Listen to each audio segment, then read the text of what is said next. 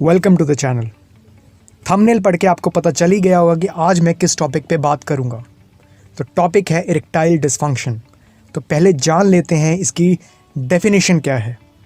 It is an inability to get keep an erection firm enough to have sexual intercourse and sometimes it is called impotence.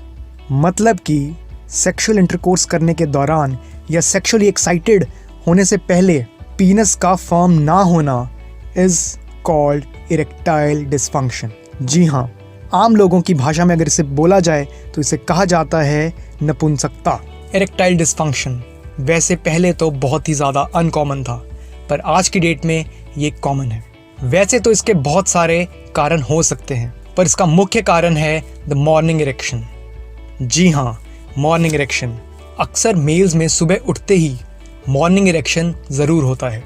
अगर in case आपका morning erection नहीं हो रहा या zero erection हो रहा है तो मतलब कि आप समझ लीजिए हमारी बॉडी में कुछ गड़बड़ शुरू हो चुकी है in relation to the ED यानी कि इरेक्टाइल डिसफंक्शन।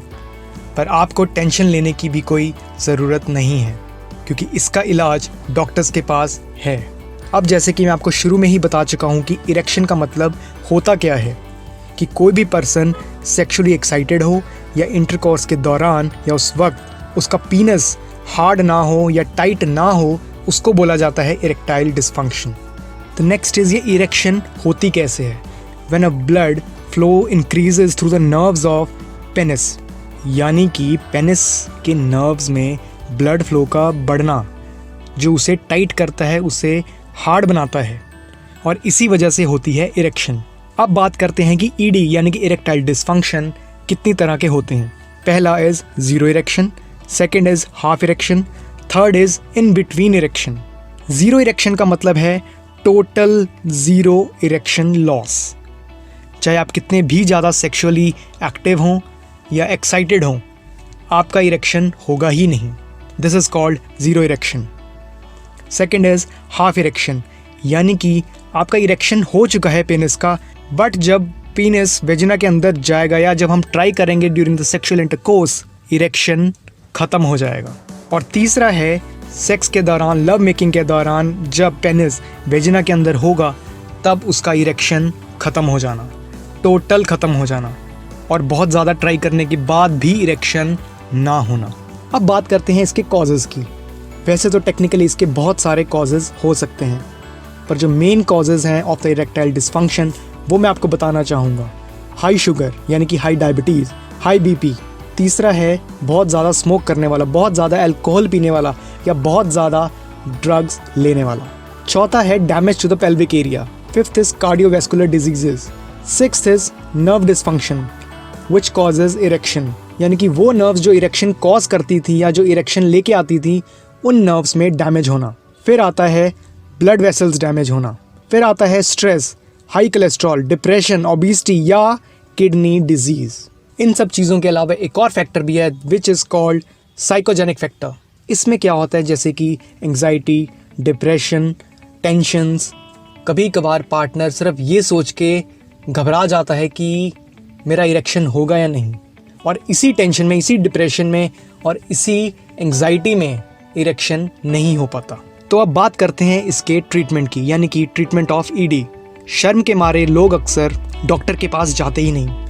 इनके डॉक्टर्स होते हैं सेक्सोलॉजिस्ट, पर अक्सर लोग सिर्फ शर्म के मारे डॉक्टर के पास ना जाकर ऑनलाइन किसी अननोन आदमी या अपने बड़े बुजुर्गों से सलाह लेकर एक नेचुरल थेरेपी अपने आप ही करना शुरू कर देते हैं, जो कि गलत बात है। तो अगर बात की जाए कि इसका पहला ट्रीटमेंट क्या हो सकता है जो आप अपने लेवल पे कर सकते हैं, वो है to find that cause, blood test. जी हाँ, हमें सबसे पहले जो चीज़ पता चलेगी वो है blood test, lipid profile blood test, blood sugar test और कभी कभार तो हार्मोनल टेस्ट, थायराइड टेस्ट, और एडवांस टेस्ट में आते हैं हमारा अल्ट्रासाउंड, जिससे कभी कभार उसकी कोई डैमेज, कोई एक्सीडेंटल डैमेज या कोई पीनस का लीकेज वहाँ से पता चलेगा। तो पहला स्टेप है टेस्ट करवाना। फिर इसके बाद मार्केट्स में अवेलेबल है मेडिसिन, पर वो मेडिसिन आप लें एक डॉक्टर की सलाह के बाद।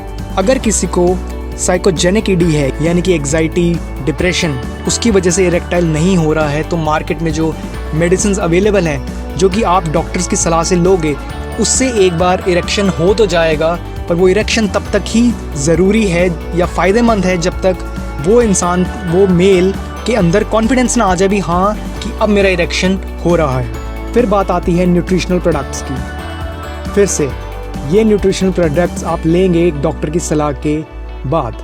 इन न्यूट्रिशनल प्रोडक्ट्स को खाने के बाद ब्लड फ्लो बढ़ता है और पावर टू द पेनिस। अक्सर कहा जाता है कि मेडिकेशंस और न्यूट्रिशनल प्रोडक्ट्स के कम्बिनेशन को मिलाकर it delivers the best result. और आपकी जानकारी के लिए मैं ये भी बता दूं कि नेवर टेक द मेडिसिन्स और products without consulting the doctor near you.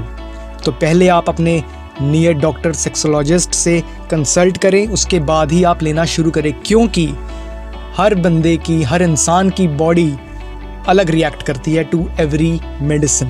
तो अब बात करते हैं डाइट की। तो ऑब्वियसली हमें हेल्दी डाइट तो लेना बेहद ज़रूरी है, but prescribed bye again doctors. पर कुछ रिसर्च करने के बाद मुझे पता चला है कि जो लोग इस प्रॉब्लम से जूझ रहे हैं उनको मेनली डाइट क्या लेनी चाहिए, बट वो भी as prescribe by the doctor. तो फर्स्ट इज़ वाटरमेलन, फिर आता है कोकोआ यानी कि डार्क चॉकलेट्स, फिर आते हैं हर्बल सप्लीमेंट्स, वो भी एज प्रिस्क्राइब बाय डॉक्टर्स। तो ये थी आज हमारी इस इरेक्टाइल डिसफंक्शन के ऊपर एक इन्फॉर्मेटिव वीडियो। पर मैं आपको बताना चाहूँगा कि आप किसी भी ऑनलाइन ब्लॉग, वीडियो या ऑनलाइन रिसर्चेस के ऊपर विश्वास ना करके अगर आपको ये दिक्कत है भी, ऑनलाइन भरोसा ना करके अपने नियर बाय डॉक्टर्स के पास ज़रूर जाएं और अपना ट्रीटमेंट ज़रूर करवाएं। तब तक के लिए stay safe, stay healthy. Thank you.